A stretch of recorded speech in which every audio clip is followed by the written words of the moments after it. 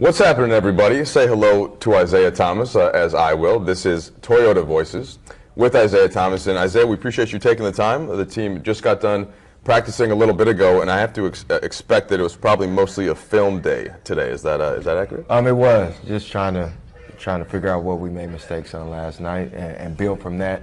And you know, sometimes you need those days where you're not on the court as much, where you see what you can get better at, and we did that today. All right, I'm Mike, by the way. You already know him. So the way this works is you guys have submitted a bunch of questions on social media in various places, and we will get to as many of those as we can with Isaiah. And Isaiah, we're going to start with number one from James Tate. Suiting up together, of course, by the way, the Lakers and Toyota have been for 41 plus years. That's a long time. That's older than both of us. How did you learn to block out those who told you were not tall enough to play in the NBA? I'm not sure if you ever heard this question before. How did you become such a fighter? James would like to know. I think it just started at a young age. I mean, always being the smallest guy on the floor and always being counted out. So every level that I played at, it was always, well, he's good, but he's too small. Mm-hmm. So, I mean, I think I just used that as motivation every step of the way, whether it be in middle school, high school, college, and then when I got to the pros, it was just something that I continue to use as motivation to show people that I'm just as good as the next guy that's taller than me. So that's all it was. The one thing that's good about sports in that context too is that you can kind of use that message for any part of life, right? Yeah. And is that something that you've thought about and talked about before? And when, I know you talk to kids a lot. For sure. I mean, for me, I want to just be an inspiration for the next generation. Because guys like Allen Iverson and the small guys before me did the same thing for me.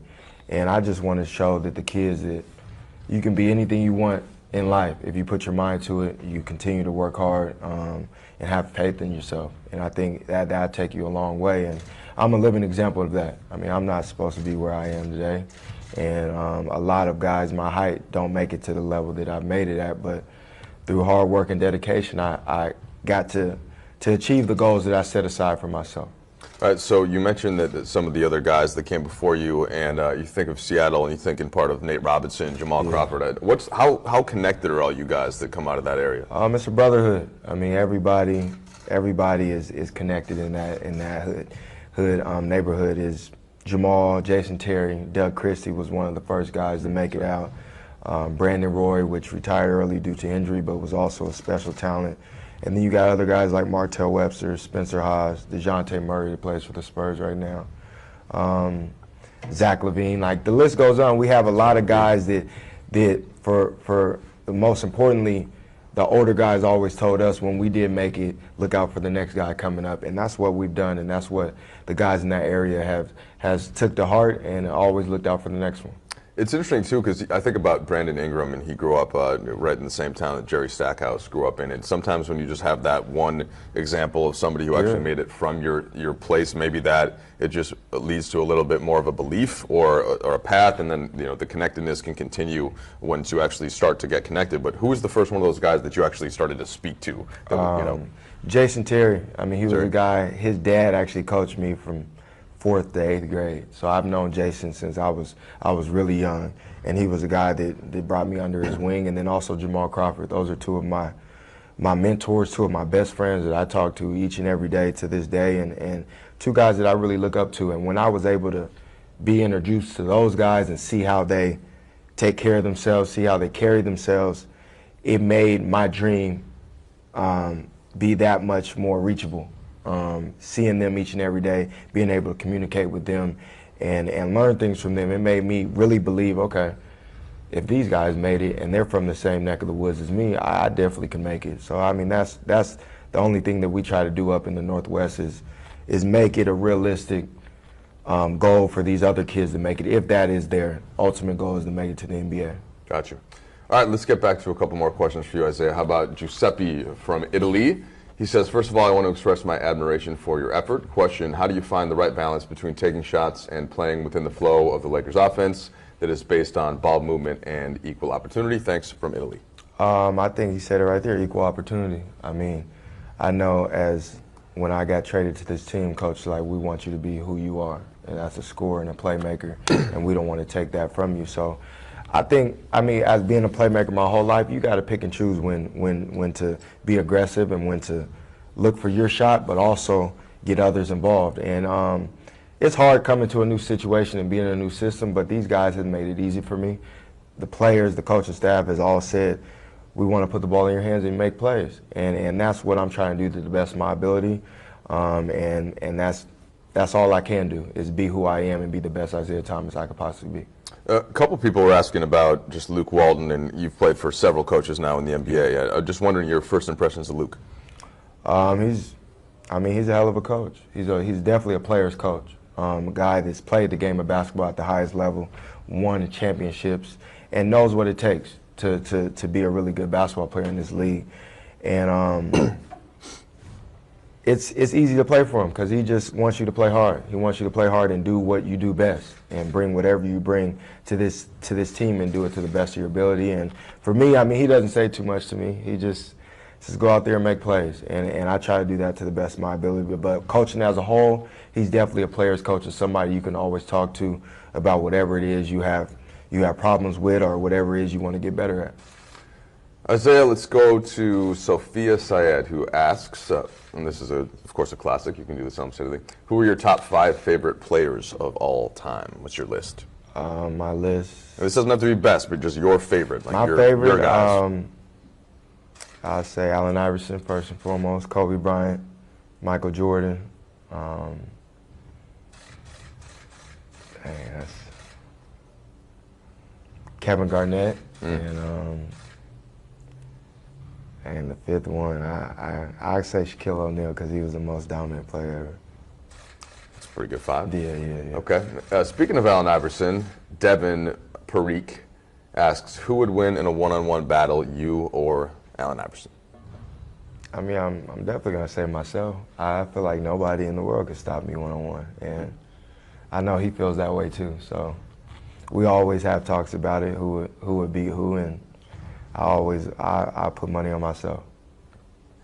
You got to have that self-confidence. Got right? to. But all right, but let me just play this out though. So if you have any guard, okay, not just yourself, and you're going one-on-one against say LeBron, how can you just physically keep him from the whole post up, getting the what's the actual way that when you play guys that are like the bully ball that want to just take a guard down in the post in a one-on-one type? What's your way to play? For me, I'm strong, and I always thought the lowest man always wins. If he makes a shot over me, he does, but he got to play defense too. So he got to be able to stop me as well.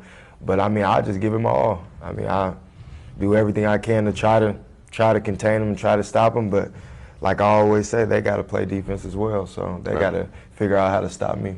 Is there an NBA one-on-one matchup that you had in practice that was the most fun, or a guy that you went at it more often than anybody else over the years? Probably when I was in Phoenix. Playing with, two other really good guards in Goran Dragic and Eric Bledsoe. So every day was definitely competitive, and every day was something different. But those was probably the more competitive days. We got a lot out of each other. What do you usually play to? Or is it more just going, keep scoring? Yeah. We just go at it. Yeah. We just go at it. Yeah. Keep a mental tally. Exactly. Okay, gotcha. All right, T. Gims from Gig Harbor. Love your 253 tattoo. What's your favorite memory of the Tacoma Dome? My favorite memory, Tacoma Dome. The state tournament in high school is played at the Tacoma Dome, and I've had some pretty good games in there. So my favorite memory is just being able to compete at the state tournament in front of friends and family and all the people that come out and watch and have fun.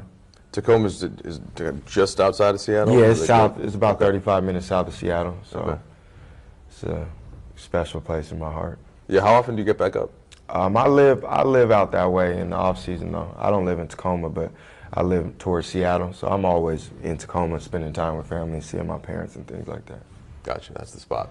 Okay, Lake Show _EB would like to know, who is your favorite new teammate so far, and have Zoe and Kuz started roasting you yet?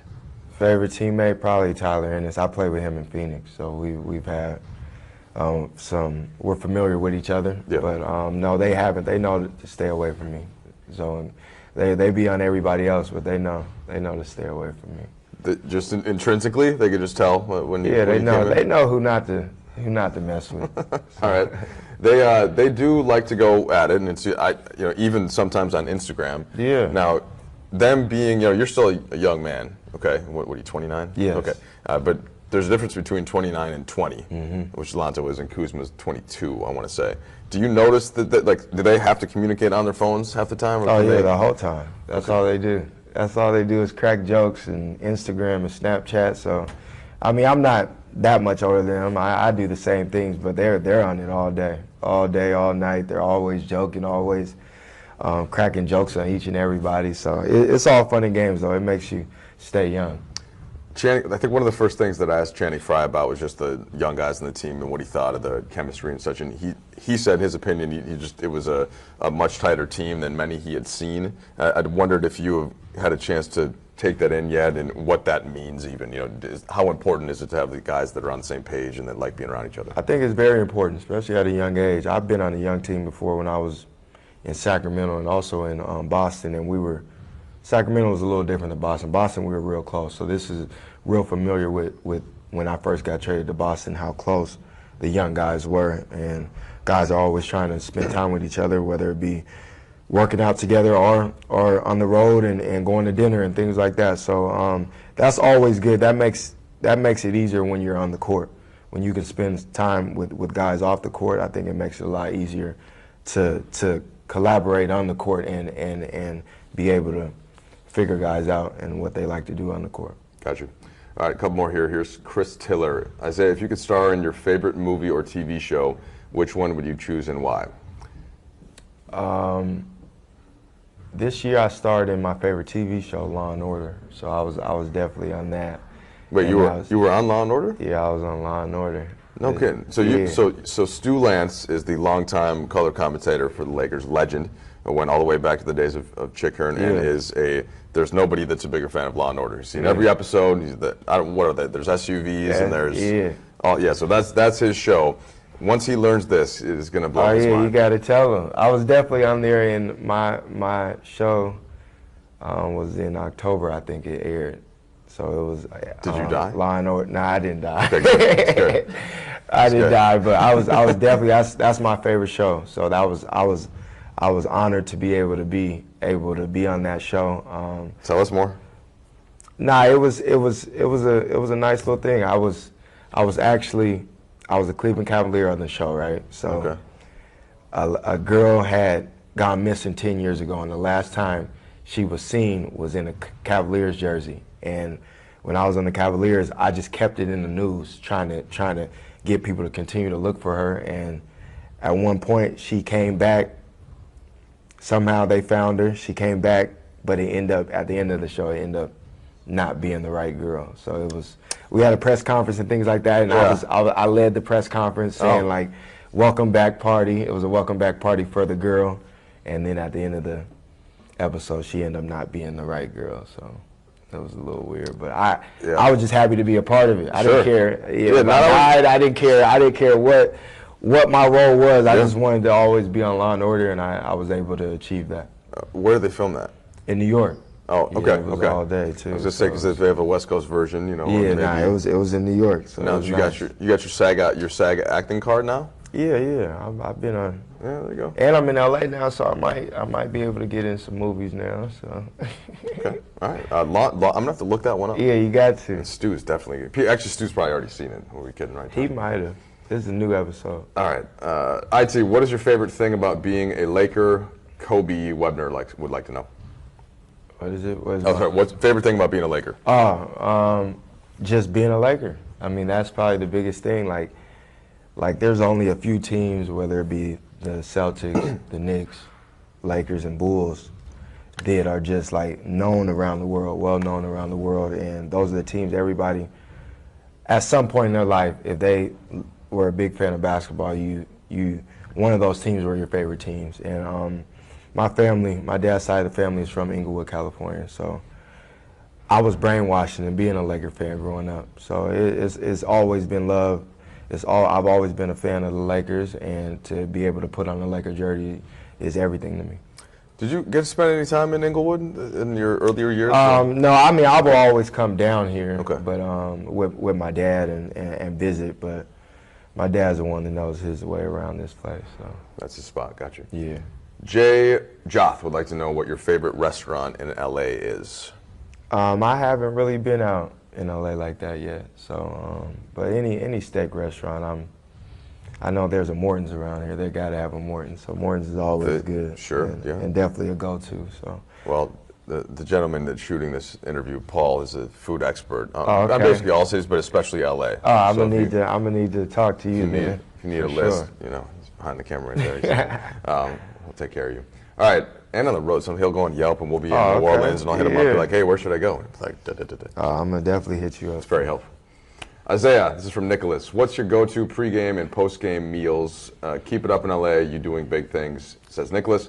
And I'll add to that if you can. When you go to the steakhouse, what's your typical order? Like, do you keep it simple or? A ribeye. I like Cajun ribeye with some mashed potatoes on the side with some asparagus. And those asparagus on the side? Yeah. But my favorite pregame meal is grilled salmon with mashed potatoes. So anytime I can get that, that's probably a 25 to 30 point game. Oh, well, I see you like your mashed potatoes. Yeah. That's good. What do you put? You go heavy on the butter and salt? No pepper? No butter. What? Yeah, no butter on it. I just keep it plain. All right. Maybe it's me that's weird. I like a lot of butter. Nah, a lot of people do. 90s vibes. Why did you choose the number 7? Because all the other numbers that there wasn't good numbers. We got some people that have played for the Lakers before. Exactly. Yeah. So it wasn't a big. I couldn't choose from a lot. So I mean, 7 was, I guess, the best number in that bunch. Wasn't you Mickey Mantle or anything? Or No. Childhood? Didn't think so. O'Meal would like to know what has impacted you more about the Laker culture, or more or most, I guess, or what have and you addressed this a little bit, but just what have you noticed about actually playing for the team as opposed to maybe what you it's just always expectations when you play for one of the pillars of the NBA. I mean, you expect it to win, you expect it to be great. They experience so many NBA championships that losing is not an option, no matter what the circumstances are, and that's always good to be around.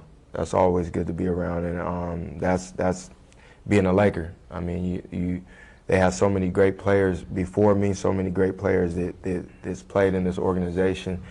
There's been Hall of Famers, there's been MVPs, so you can't be mediocre here. You got to want to be great, and you got to work towards that, and that's the good thing about being a Laker. All right, as a few questions just about, and you've addressed this before when you first got here, but just about your hip and how you're feeling and your percentages, and so just wondering generally to start, and we can follow up. But where are you at physically, and what's this year been like as you've been trying to get back to where you were? It's been a steady progress. I mean, it's been slow, but I knew that going in. I knew that it was going to take some time, and it's still going to take time to get back to the level that I'm used to playing at. Mm-hmm. But at the same time, each and every day I am feeling better. Each and every game I'm moving better. I'm feeling better and able to, for the most part, do what I've always done, other than still trying to get the rust off and still trying to get familiar with the new system that I'm in. So all those things take a toll in the progression, but at the same time, I am feeling better, and I'm doing everything I can to get back to that level, and I know I will. It's just going to take time. You know, one of those things you can see on the court, you know what spots you want to get to, yes. Right? And then, but sometimes when you get to one of the spot, that's when I'm wondering if there's if you're at 80% of what your jump was, if even that might make a difference, right, for a shot blocker coming over. Yeah. So is that part of what you're talking about? I am. That for the most part, that is what I'm talking about, and just the ultimate feel for it. Yeah. Like, I was down for so long without being able to play basketball that I got to get that feel back. And some days I feel better than others, and then some days I don't. But at the same time, my power and explosiveness isn't at the level that it once was, but it's getting there, because each and every game, each and every practice, I'm feeling that, and I'm getting there. It just, I know nobody's patient, and I'm not patient as well. So it's frustrating in that sense, but at the same time, each and every day I'm working towards that, and I'm getting there. Isn't it interesting to think about, because when most people, if anybody has something that's going on, they're not usually doing it in front of a national TV audience, and so it's you. And you want everyone to think that it's you, but you know that it's not quite what you were. Yeah. Right? That's got to be a mental challenge, too. It is, but at the ultimate thing, you got to understand that it's going to take time. I've talked to so many people that's been injured. This is my first time ever having a real serious injury, and all of them say you just got to be patient with your body. Yeah. At the end of the day, you got to control what you can, and that's going out there and doing everything you can to get back to that level you were at. But at the same time, your body is going to go as far as your body takes you. Right. And I just got to be patient. And I know the time will come because each and every day I see it and I feel it. For the example, like the moves I do and the things I do on the court, like you said, I get to everywhere I want to get to. It's just I got to be able to finish, and I'm getting there. All right. R2 would like to know, what do you listen to pump you up before a game? My favorite hip-hop artist is Nipsey Hussle. He's out of Los Angeles, California. So anything Nipsey Hussle, I'm listening to before the game to get me locked in. What did you listen to growing up in Seattle? I mean, a little bit of everything. My dad's an LA dude, so Ice Cube, Snoop Dogg, all those types of guys. Sure. I listened to, headed to the gym with my dad in his car, so. There you go. Renee Medrano asks, do you pick with the intention? Okay, yeah. Do you pick with the intention of letting them know it won't be easy going through your screen? Does that make sense? Did I say that Am right? I setting the screen? Yes. I mean, if I set a screen, I would try to set the best screen to get my guy open, but Yeah. I'm usually not setting screens. I'm usually somebody setting a screen for me. But I mean, if coach draws some stuff up where I set screens, I try to be one of the best little screen setters there are. Well, look, that's one thing that's really in Steph Curry's game, right? Steph is good at it, right? and one thing I actually watched film on Steph Curry last playoffs when we were playing the Wizards. They were playing me a certain way, and my thing was, I'm not just going to continue to fight for the ball. I got to get other guys open, and I started watching film on Curry, and it's crazy because Kobe had told me to do that. He had told me to watch some film on Curry, how he sets screens, and oh, there you go. And if you do become a really good screen setter, it's going to open your game up even more, and it did. It did in that playoff series. Speaking of Kobe, how did your relationship evolve with him? I've always been a fan. That's been my favorite player.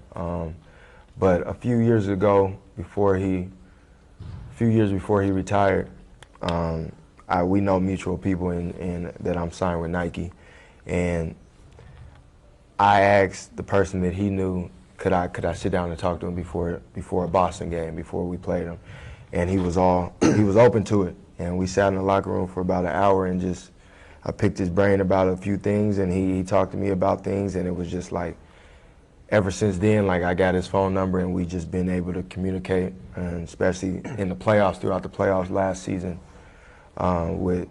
he had reached out when my little sister had passed away, but then also throughout every game, we would watch film. He would watch film.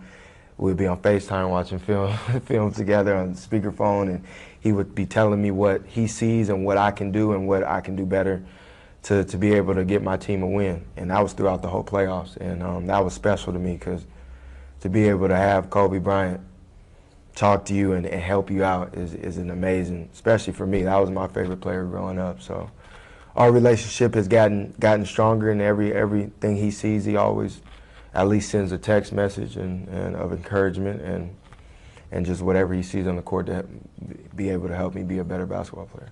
That's cool. Give me just one example of the nerdiest basketball nerd type conversations you might have about, just an observation that he had, and when you're watching film, what's an example of something?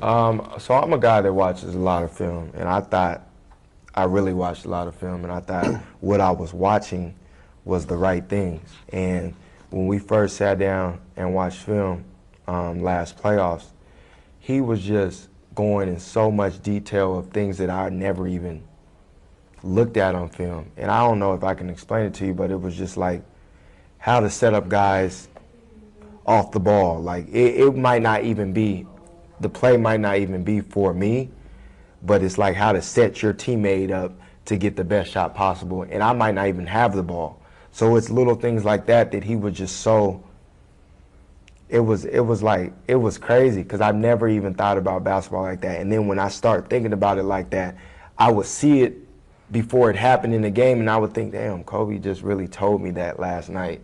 And it was true. And he's like, your job is to make it easier for the rest of your teammates. Don't think your other teammates are watching film as much as you are.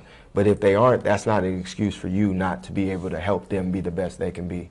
So little things like that was like, you understand why he's arguably the best player that ever played again.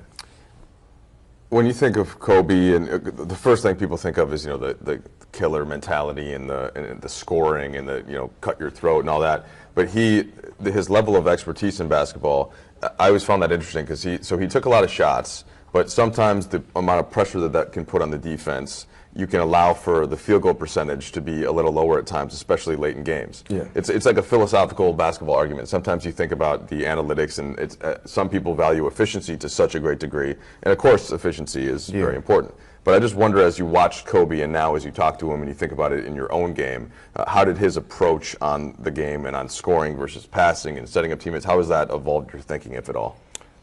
It's involved it a lot. I mean, I think with him it was a little different because he just felt like his shot was the best shot possible.